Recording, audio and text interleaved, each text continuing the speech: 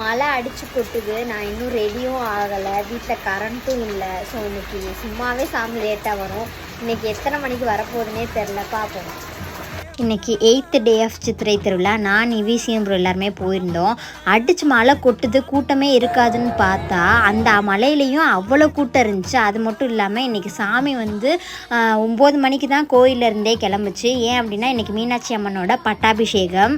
மீனாட்சி பட்டாபிஷேகம்னா என்ன அப்படின்னா, மீனாட்சி கையில் இன்றைக்கி தான் ஆட்சி வருது. ஸோ செங்கோல் ஏந்தி மதுரை ஃபுல்லாமே வந்து ஊர்வலம் வருவாங்க. ஸோ இதை தான் மீனாட்சி பட்டாபிஷேகம் அப்படின்னு சொல்லுவாங்க.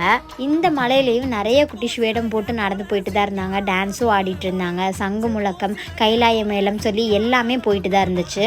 ஒரு வழியாக சாமி வந்துருச்சு. நாங்கள் இன்றைக்கி நாச்சியாஸ் கிட்ட பார்த்தோம். ஏன்னா நம்ம வந்து ரெகுலராக பார்க்குற இடத்துல பார்த்தா ரொம்ப டிலே ஆயிரும் அப்படின்றதுக்காக நாச்சியாஸ் கிட்ட பார்த்தோம். நாச்சியாஸ் கிட்ட தான் சாமி சீக்கிரம் வரும். மீனாட்சி அம்மன் இன்றைக்கி அழகாக எல்லோ சாரியில் செங்கோல் ஏந்தி வெள்ளி சிம்மாசனத்தில் உட்காந்து உள்ளே வந்தாங்க. ஆஸ் யூஷுவல் எப்பயும் போல் பின்னாடி வந்து பிரியாவிடையும் சொக்கரும் வந்து அழகாக இருந்தாங்க. பார்க்கவே ரொம்ப ஹாப்பியாக இருந்துச்சு.